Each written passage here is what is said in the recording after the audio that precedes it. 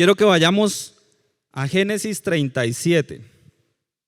Entonces Jacob volvió a establecerse en tierra de Canaán, donde su padre había vivido como extranjero. Este es el relato de Jacob y su familia. Cuando José tenía 17 años de edad, a menudo cuidaba los rebaños de su padre. Trabajaba para sus medios hermanos, los hijos de Bilha y Silpa, dos de las esposas de su padre, así que le contaba a su padre acerca de las fechorías que hacían sus hermanos. Jacob amaba a José más que a sus otros hijos, porque le había nacido en su vejez. Por eso un día Jacob le mandó a hacer un regalo especial a José, una hermosa túnica, pero sus hermanos lo odiaban porque su padre lo amaba más que a ellos. No dirigían ni una sola palabra amable hacia José. Una noche José tuvo un sueño y cuando se lo contó a sus hermanos, lo odiaron más que nunca. Escuchen este sueño, les dijo. Resulta que estábamos en el campo atando gavillas de grano. De repente mi gavilla se levantó y las gavillas de ustedes se juntaron alrededor de la mía y se inclinaron ante ella. Sus hermanos respondieron: ¿así que crees que serás nuestro rey, no es verdad? ¿De veras piensas que reinarás sobre nosotros? Así que lo odiaron aún más debido a sus sueños y a la forma en que los contaba. Al poco tiempo José tuvo otro sueño, de nuevo se lo contó a sus hermanos. Escuchen el otro sueño, les dijo. El sol, la luna y 11 estrellas se inclinaban ante mí. Esta vez le contó el sueño a sus padres, además de sus hermanos, pero sus padres lo reprendieron. Muchas veces hemos oído prédicas acerca de José y en todas esas prédicas hemos oído de que José era el preferido de Jacob, de que José tenía una túnica de colores, de que José, gracias a su disciplina, había llegado a ser el segundo hombre más importante de aquella región, ¿cierto? Todos hemos escuchado hablar de José, ¿sí? ¿O quién no ha escuchado hablar de José? En esta noche yo no quiero hablar acerca solamente de eso, sino quiero hablar acerca del proceso que José tuvo que llevar desde que nació hasta que llegó al palacio. Cuando leemos nosotros en Génesis 37, la parte 2 dice, Génesis 37, 2, dice, este es el relato de Jacob y su familia, cuando José tenía 17 años de edad. Y entonces yo me pregunté, si este es el relato de Jacob y su familia, ¿por qué empiezan hablando de José? Y vemos que de ahí en adelante toda la historia es acerca de José. Todo lo que leímos hablaba de José, que José tuvo sueños, que José se los contó a sus hermanos, que José se los contó a sus padres y que sus hermanos odiaban a José. Pero si es la historia de Jacob, ¿por qué está hablando de José? Y para ello vamos a irnos un poco más atrás. ¿Quién conoce la historia de Jacob? Jacob era... ¿Quién ha escuchado hablar de Abraham? ¿Sí? Abraham tuvo un hijo que se llamaba Isaac. Isaac tuvo dos hijos que se llamaban Jacob y Esaú. Resulta que Jacob junto con su madre querían robarle la primogenitura a su hermano Esaú. Y logran robarle la primogenitura y entonces su madre ve que Esaú quiere matar a Jacob. Entonces lo que hace es, le dice, Jacob, vete donde mi hermano para que te proteja y no mueras a manos de tu hermano Esaú. Entonces Jacob se va a donde su tío y allí se enamora de una mujer. ¿Cómo se llamaba esa mujer? Raquel. Él empieza a trabajar por Raquel, pero resulta que después de trabajar mucho tiempo, su tío le da como esposa a Lea. Y él dice, tío, pero me siento engañado, si yo trabajé por Raquel, ¿por qué me estás dando a Lea? ¿Quién se ha sentido engañado en la vida? Jacob comenzó sintiéndose engañado. Jacob comenzó a decir, si yo trabajé tanto tiempo por Raquel, ¿por qué me dan a Lea? Entonces le hizo un trato, le dijo, tío, voy a trabajar 7 años más, pero ahora no me vas a engañar. Ahora sí me vas a dar a aquella mujer por la que yo tanto he trabajado. Y resulta que yo pensé que él había trabajado 7 años y luego de los 7 años le había entregado a Raquel, pero no fue así. Lo que sucedió fue que él se casó con Lea y cuando terminó la fiesta del matrimonio, él le propuso eso y le dijo que se la entregara de una vez. Que él iba a trabajar esos 7 años más, pero que le entregara a su esposa de una vez. Entonces podemos ver, hablaba yo hace poco con alguien y le decía, nosotros creemos que debemos tener un matrimonio perfecto. Nosotros creemos que debemos tener los hijos perfectos. Nosotros decimos, pero Señor, si yo voy a la iglesia, ¿por qué mis hijos no son obedientes? ¿Por qué mis hijos están descarriados? ¿Por qué mi matrimonio está destruido? ¿Por qué mis finanzas no van bien? Y yo me preguntaba, pero si somos cristianos, ¿por qué sucede esto? Y me pude dar cuenta que la vida de Jacob estaba así. ¿Cómo podría estar la vida de Jacob bien si pasó de ser soltero a estar casado con 4 en menos de 8 días? ¿Sí? ¿Por qué 4? Porque tenía a Lea, tenía a Raquel, tenía a Bila y tenía a Zilpa. Tenía a 4 en menos de 8 días metidas en su casa. Y si muchas veces no nos podemos aguantar una, ¿cómo serán 4? Imagínense 4 peleando, 4 gritando, 4 celando, 4 diciendo, pero ¿por qué ella y yo no? ¿Cierto?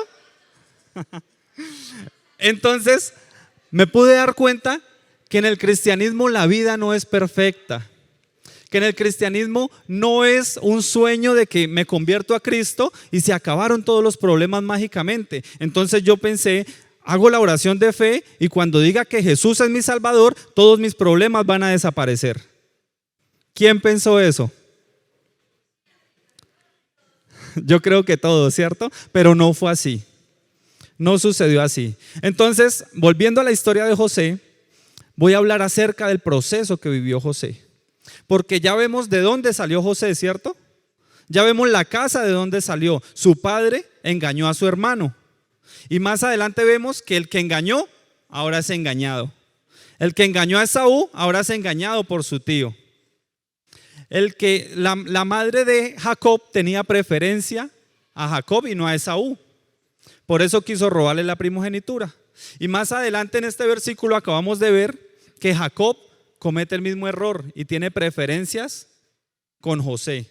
Él tenía más hermanos, pero ahora lo que una vez él vivió, ahora estaba haciendo que su hijo lo viviera. ¿Por qué? Porque José vivió exactamente lo mismo que vivió su padre. Y es ahí donde nosotros podemos darnos cuenta de las maldiciones generacionales. Cosas que nosotros le transmitimos a nuestros hijos que sin darnos cuenta los estamos atando y los estamos poniendo en maldición. Todos los padres sabemos que si hay algo feo en la relación como padres e hijos son las preferencias. Y si por una preferencia Esaú quería matar a Jacob, ahora por una preferencia todos sus hermanos querían matar a José. Por eso hablamos del proceso, porque todo el mundo quiere el final, pero cuando se habla del proceso ya a nadie le gusta. Todo el mundo quiere ver la victoria, todo el mundo quiere ver el resultado, pero cuando hablamos del final ya no lo queremos, ¿cierto? Cuando nos dicen, hey, mira, tú vas hasta allá y ese es el final, pero antes de llegar allá tienes que pasar este proceso. Tienes que pasar esta dificultad, tienes que pasar hambre, tienes que pasar necesidad. Si tú vas a montar una empresa, te digo que vas a tener la empresa más exitosa, pero antes debes estar quebrado. Debes pagarle a tus empleados y quedarte sin un peso. Debes proveer para otras familias, aun cuando a tu familia tal vez le falte. Todo ese proceso a nosotros no nos gusta. Si la historia fuera así, si José no hubiera pasado todo el proceso, la Biblia nos relataría a un José de 17 años que tenía una túnica de colores y después se saltaría hasta que José es el segundo hombre más importante de toda la nación. Pero si el Señor pone este relato aquí es porque Él nos quiere mostrar algo acerca del proceso. Es porque Él quiere que nosotros veamos que en medio del proceso también hay ganancia, que en medio del proceso es donde Él puede manifestarse. Cuando nosotros vemos que algo malo nos va a suceder, nosotros dejamos hasta ahí el camino, ¿cierto? Nosotros vamos por un camino y cuando vemos que algo malo va a sucedernos, nosotros lo dejamos hasta ahí. Y recurrimos a algo que nos enseñaron de muy pequeños y era la oración modelo. ¿Y de qué habla la oración modelo? El Padre Nuestro, ¿cierto? Y al final nosotros concluimos diciendo: y líbranos del mal. Pero la pregunta no es si Dios nos va a librar del mal. La pregunta es: ¿de qué mal nos tiene que librar Dios? Porque Dios no nos va a librar a nosotros de todos los males. Hay un mal del cual Dios no nos va a librar. Y fue el mal que tuvo que vivir Job. Dios permitió que Satanás tocara su casa. Dios permitió que Job lo perdiera todo. Dios permitió que Job perdiera sus hijos, perdiera sus empresas, perdiera su ganado. Dios permitió que Job lo perdiera todo. Pero ¿por qué Dios permitió que Job tuviera ese mal? Porque él sabía que después lo iba a restaurar y le iba a dar el doble. ¿Cuál es el mal del cual nos libra Dios? El mal del cual nos libra Dios es aquel que nos aleja de su presencia. Pero ¿de cuál mal no nos va a librar? Él no nos va a librar de todo el mal que nosotros llamamos mal, pero que no es más que un proceso que lo que va a hacer es terminar acercándonos a su presencia, que lo que va a hacer es que nosotros dependamos de su gracia.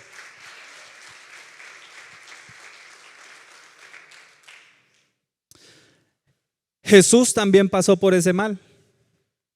Jesús también vivió el mal en carne propia, lo que nosotros llamamos mal. Por eso Jesús estaba orando y en medio de su oración él decía: Padre, si es preciso, si es posible, pasa de mí esta copa amarga, pero que no se haga mi voluntad sino la tuya. Y el Padre le dijo: no, Jesús, no puedo pasar esta copa amarga de ti, porque es un mal que tú tienes que sentir, que tú tienes que vivir. Porque aunque mueras, aunque mi presencia se aparte de ti por un tiempo, aunque tengas que estar en el infierno, este mal es necesario. Porque a través de este mal es que yo voy a liberar a todas las naciones. A través de este mal que tú vas a sufrir es que yo voy a traer salvación al mundo entero. O sea, líbrame del mal que me aleja de ti, pero no me libres del mal que me hace depender de ti y me enseña a conocer tu benevolencia, me enseña a conocer tu favor. Pero nosotros queremos que el Señor nos libre de todo mal.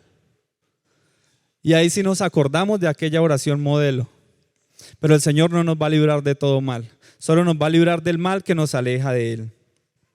Por eso quiero hablar de José desde esta otra óptica.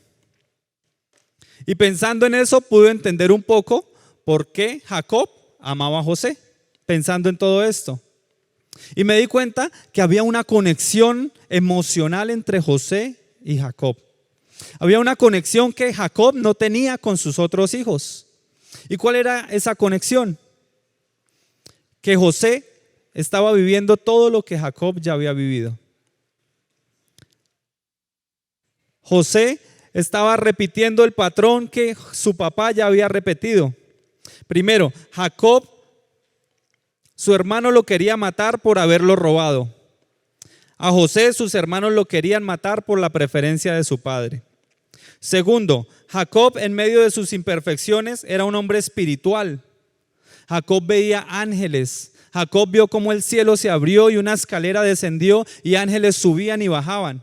Luego Jacob tuvo un encuentro con un ángel y peleó con él, el cual lo tocó en la cadera y le dijo: bendíceme, si no me bendices no te suelto. Y el ángel le dijo: cambiaré tu nombre, ahora no serás más Jacob, sino serás llamado Israel. Eso hizo Jacob. ¿Y cuál es la similitud con José? José tuvo sueños proféticos que hablaban acerca de su posición, pero que no hablaban únicamente de él, sino que hablaban del proceso que iba a pasar, del proceso que iba a pasar su nación y del fin que estaba esperando a través de ese proceso. Y vemos más similitudes. Jacob, les acabo de mencionar dos cosas que tuvo angelicalmente o celestialmente. Una que fue cuando la escalera descendió y vio ángeles, y otra cuando luchó con un ángel. ¿Y cuántos sueños tuvo José hasta el momento? Tuvo dos sueños. Tuvo uno con las gavillas y otro con el sol, la luna y las estrellas. Entonces esas son las similitudes que tenía con su padre, y eso lo hacía tener una conexión. Jacob fue separado de su casa. Jacob fue separado de su madre. Tuvo que dejarlo todo y salir huyendo porque su hermano lo quería matar. José fue separado de su casa también. José fue tirado en una cisterna y luego vendido como esclavo y separado de toda su familia porque sus hermanos lo querían matar también. Jacob bendijo a su suegro. Toda la bendición que Dios había depositado en Jacob, Jacob la utilizó para hacer prosperar a su suegro. Y José bendijo a Potifar. José, toda la bendición que Dios había depositado sobre José, José la utilizó para que Potifar fuera bendecido. Más adelante podemos ver que hay dos cosas que los hermanos odian, los hermanos de José. Odian dos cosas. Uno, su túnica de colores, y dos, sus sueños. ¿Y por qué odian estas dos cosas? Porque la túnica de colores me habla de posición y sus sueños me hablan de propósito. Lo que ellos odiaban no era una túnica de colores ni unos sueños. Lo que ellos odiaban era saber que José tenía posición y tenía propósito en Dios. Es por eso que vemos más adelante que sus hermanos le despojan a él de sus vestiduras. Cuando lo tiran al foso, lo que ellos hacen es quitarle su túnica de colores para mancharla de sangre y llevársela a su padre diciéndole que un animal lo devoró. Ellos pensaban que quitándole su túnica de colores le iban a quitar su posición de hijo amado. Pero podemos ver que aunque pasan los años y pasan los años, cuando Jacob va a Egipto por la comida, él sigue amando a su hijo. De hecho, él lloraba desesperadamente por su hijo. O sea que el hecho de que le hayan quitado la túnica no hizo que él perdiera su posición. Y veo una similitud muy importante. Cuando Jesús iba a ser crucificado, lo despojaron de sus vestiduras. Echaron suerte sobre ella. Los romanos estaban pensando que al quitarle las vestiduras a Jesús, le iban a quitar su posición de Salvador del mundo. Lo que no sabían es que las vestiduras no representaban el poder en sí, sino que las vestiduras eran solamente la manifestación de todo lo que Dios iba a hacer a través de ellos. Cuando José tenía las vestiduras, la túnica de colores, él no era un príncipe. Pero dice la palabra que esas vestiduras solo las usaban los príncipes y la gente importante de esa época. Y cuando José tenía la túnica, no era un príncipe. Cuando Jesús tenía aquellas vestiduras, aún no era el Salvador del mundo. Ellos fueron despojados de su túnica y de sus vestiduras, pero aún estando desnudos, aún estando sin su túnica, aún estando sin sus ropas y sus vestiduras, ellos terminaron cumpliendo el propósito que Dios les había enviado. Y esto me habla de que nosotros muchas veces nos fijamos en qué vestidura tenemos. Y acuérdense que vestidura me habla de posición. Nosotros nos dejamos guiar en qué posición estoy. ¿Qué cargo tengo yo? ¿Quién me reconoce a mí por mi vestido? Acordémonos de Naamán. ¿Han escuchado la historia de Naamán? Era un militar muy reconocido, que se vestía súper bien, que tenía muchas riquezas, que por fuera usted lo veía y era lo mejor de lo mejor, pero que por dentro su piel estaba podrida. Eso me habla de que las vestiduras no reflejan lo que hay dentro de mí. Las vestiduras solamente me muestran algo, las vestiduras solamente me dejan ver algo superficial. Y nosotros muchas veces nos hemos enfocado y nos hemos dejado guiar por las vestiduras que tienen los demás. Yo le sirvo a tal persona porque tiene un cargo. Yo le sirvo porque es el doctor. Yo le sirvo porque es el abogado. Yo le sirvo a él porque es el ingeniero. Estamos viendo solo vestiduras. Y despreciamos muchas veces a aquel que aunque no tiene vestiduras, sí tiene un propósito y sí tiene algo adentro, que es la gloria y la unción que Dios ha depositado en él.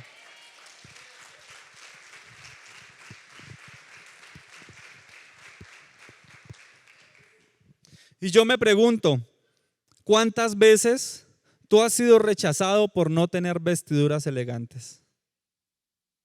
¿Cuántas veces tú has rechazado a alguien porque no le has visto vestiduras elegantes? Han sido muchas veces, ¿cierto? Han sido muchas veces las que los hemos hecho y las que nos han hecho. Pero recuerden que también sus hermanos lo odiaban a él por sus sueños. ¿Y sus sueños me hablan de qué? De propósito. Sus sueños me hablan de propósito. Cuando José fue llevado preso porque había tenido 2 sueños. Eso me habla de que por un sueño o por 2 sueños José fue preso y por un sueño también más adelante fue libre. ¿Qué quiere decir? Que el sueño que en algún momento a nosotros nos mete en dificultad será el mismo sueño que en algún otro momento nos va a sacar de dificultad. El sueño que tú tienes acerca de la empresa, en este momento te tienen aprietos, pero ese mismo sueño más adelante es el que te va a traer libertad financiera. Ese mismo sueño más adelante es el que va a traer la provisión para tu casa. Jesús también tenía un sueño, el Padre tenía un sueño. ¿Y cuál era el sueño de Jesús? Jesús soñaba con reconciliar a la humanidad con el Padre. ¿Por qué? Porque recordemos que cuando Adán y Eva pecaron, fueron despojados o fueron desarraigados de la presencia de Dios. Y Dios guardó silencio por mucho tiempo. Y si por un hombre entró el pecado al mundo, era necesario que por un hombre también entrara la salvación. Por eso el primer Adán introdujo el pecado al mundo, pero el postrer Adán o el segundo Adán introdujo la salvación al mundo. En el proceso de que el primer Adán y el segundo Adán estuvieran en la tierra, hubo un gran abismo y una gran separación entre el Padre y la humanidad, porque el Padre guardó silencio por mucho tiempo. Y aquel sueño que el Padre tuvo cuando creó la tierra, cuando creó al ser humano, de habitar siempre con ellos, por eso creó el jardín del Edén. Porque Él creó todo el universo y dice la palabra de Dios que Él vio que eso era bueno. Y aun cuando vio que todo el universo era bueno, aparte escogió un lugar que era mucho más hermoso. ¿Y por qué era mucho más hermoso? ¿Acaso había algo que no había afuera? ¿Por qué el jardín del Edén era más hermoso que todo lo demás que había afuera? Afuera habían árboles, afuera habían animales, afuera había agua. Adentro había lo mismo. ¿Qué había adentro que no había afuera tal vez? Que ellos podían tener contacto directo con la presencia de Dios. Podían escuchar al Padre, podían verlo cara a cara. Y cuando Adán y Eva pecan, esa separación se da. Y cuando Jesús viene, el sueño de Jesús es hacer que esa separación, es hacer de puente para que el ser humano se reconcilie con el Padre. O sea, cuando Adán y Eva no habían pecado, Adán y Eva vivían en un mundo espiritual. Todo en lo que ellos habitaban era la presencia de Dios. Cuando ellos pecan, lo que hace es que esa presencia de Dios, ellos salen de esa presencia de Dios. Luego viene Jesús a reconciliarnos con el Padre. Y yo dije, Señor, ¿y cómo hacemos para volver a habitar en la presencia de Dios? Porque cuando estamos en pecado, ya sea el pecado original o el pecado que nosotros cometemos consecutivamente, cuando estamos en pecado, estamos lejos de la presencia de Dios. Y yo dije, Señor, ¿cómo podemos volver a habitar en tu presencia? Y estaba pensando y el Señor me mostró una cita bíblica. Salmo 22:3 dice, Él habita en medio de las alabanzas de su pueblo. Si nosotros queremos volver a tener la presencia de Dios, lo que tenemos que hacer es alabarle, porque en medio de las alabanzas de su pueblo, Él va a venir a habitar en ese lugar. O sea que si yo tengo depresión, lo que tengo que hacer es alabarle para que su presencia venga. Si yo estoy en escasez, lo que tengo que hacer es alabarle para que su presencia venga. Si yo tengo muerte espiritual, lo que tengo que hacer es alabarle. Dice que cuando el pueblo del Señor alaba a Dios, suceden cosas maravillosas. Así es, ¿cierto? Entonces yo por eso no creo en la gente que dice sentí la presencia de Dios, pero llegan cuando la alabanza ha terminado. Esa gente que dice, el culto estuvo espectacular, la palabra fue la mejor, el Señor me tocó y el Espíritu Santo me llenó, pero llegaron tarde, cuando ya la alabanza y la adoración habían pasado. Que no nos pase eso a nosotros, porque en medio de las alabanzas de su pueblo es que nosotros podemos ver la manifestación del poder de Dios. El que llega después de la alabanza no le está dando nada al Señor y tal vez se vaya sin ver la manifestación de su poder. Es por eso que es importante que no nos perdamos la alabanza y la adoración.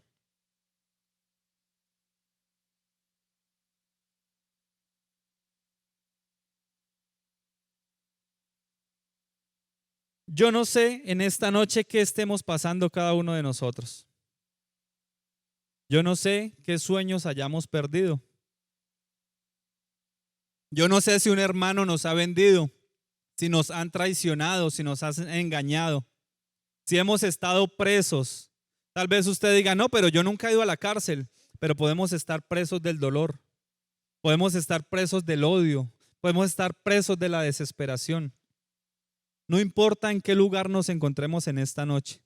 Nosotros podemos ver cómo la historia de José sigue avanzando, sigue avanzando. José es vendido, José es echado en una cisterna, luego es sacado de aquella cisterna, es vendido a unos ismaelitas que iban pasando por aquel lugar y los ismaelitas los llevaron ante Potifar y terminaron vendiéndolo allí. Luego de que fue vendido como un esclavo, él fue puesto en un lugar de autoridad y luego la esposa de Potifar quiere engañarlo, quiere hacerlo quedar mal y a causa de ella él cae preso. Pasa mucho tiempo, él revela los sueños al copero y revela los sueños al panadero. Pasa mucho tiempo después y se olvidan de él. Tal vez alguien se ha olvidado de ti. Tal vez tú has ayudado a alguien y ese alguien se ha olvidado de ti en el momento que más lo necesitas. Pero la historia de José no queda allí. La historia de José sigue cuando José sale de la cárcel. Cuando alguien se acuerda de ti, José sale de la cárcel y termina revelándole o interpretándole el sueño al faraón y el faraón lo pone como la persona de autoridad, el segundo al mando de toda la nación.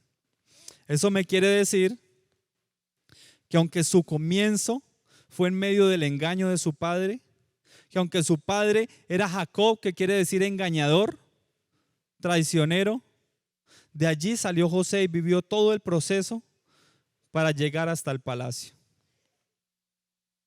No sé en dónde hemos nacido cada uno de nosotros. Tal vez nacimos en el peor barrio de la ciudad.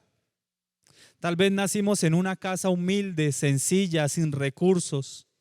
Tal vez no somos los más estudiados. Tal vez no tenemos elocuencia a la hora de hablar, porque gente preparada hay mucho y tal vez nosotros no somos de esa gente. Pero sin importar de dónde venimos, el Señor nos está procesando a cada uno de nosotros para poder llevarnos hasta el palacio. Cuando Jesús nació, Jesús tuvo que vivir todo el proceso. Jesús fue crucificado, Jesús fue muerto, Jesús fue azotado, Jesús fue sepultado. Jesús fue negado por sus amigos. Jesús fue abandonado por un momento por su padre. Pero todo ese proceso hacía parte del gran final, de la gran obra maestra. Y era que Jesús trajera salvación al mundo. Y después de traer salvación al mundo, ¿qué pasó? Jesús subió a los cielos. Estando en la tierra en forma de hombre, subió a los cielos. O sea que el Señor lo llevó al palacio. En esta noche el Señor quiere que cada uno de nosotros vayamos al palacio. ¿Quién está listo para ir al palacio? Tal vez tú digas, pero yo no califico, pero yo no soy el mejor. No le importa si tienes o no tienes talento. No le importa si sabes hablar o no sabes hablar. Tal vez digas, soy nuevo y no sé ni siquiera orar. El Señor viene en esta noche por cada uno de nosotros. El Señor ha venido para que vayamos al palacio. El enemigo muchas veces quiere hacer que nosotros veamos el proceso como una dificultad. Pero el enemigo se equivoca porque él cree que en medio del proceso nosotros vamos a fallar y que todo se va a acabar. Pero si nosotros estamos siendo procesados es porque Dios quiere cambiar algo en nosotros. Y si Dios quiere cambiar algo en nosotros es porque nos incluye en su plan. Es porque tiene un propósito para nosotros. Y si Él tiene un propósito para nosotros y si estamos incluidos en su plan, no importa lo que el enemigo diga. No importa lo que Satanás diga. Porque aunque Satanás diga cárcel, aunque Satanás diga enfermedad, aunque Satanás diga pobreza, aunque Satanás diga muerte, nosotros no nos morimos cuando Satanás quiera. Nosotros nos morimos el día que el Padre nos mande a llamar a su presencia.